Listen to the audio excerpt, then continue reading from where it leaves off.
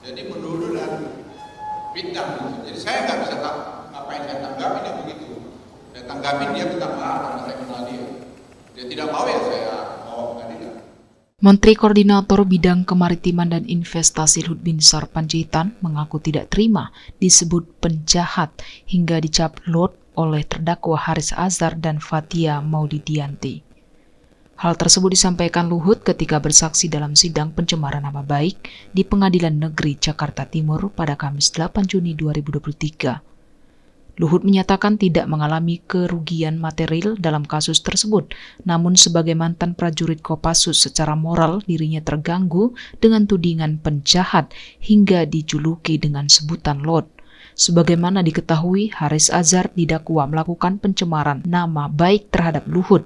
Jaksa mengatakan informasi terkait pencemaran nama baik Luhut itu disebar Haris Azhar lewat akun YouTube-nya. Menurut jaksa, perkataan Haris Azhar dan Fathia dalam video tersebut memuat pencemaran nama baik Luhut. Salah satu kalimat yang disorot terkait pertambangan di Papua.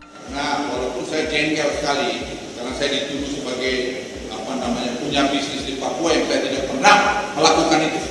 Dan kemudian juga saya disebut lord dan penjahat. Itu menurut saya kata-kata yang sangat menyakitkan. Saya punya anak buah gugur di daerah operasi Banyak. Dan saya dibilang penjahat. Itu sangat menyakitkan saya.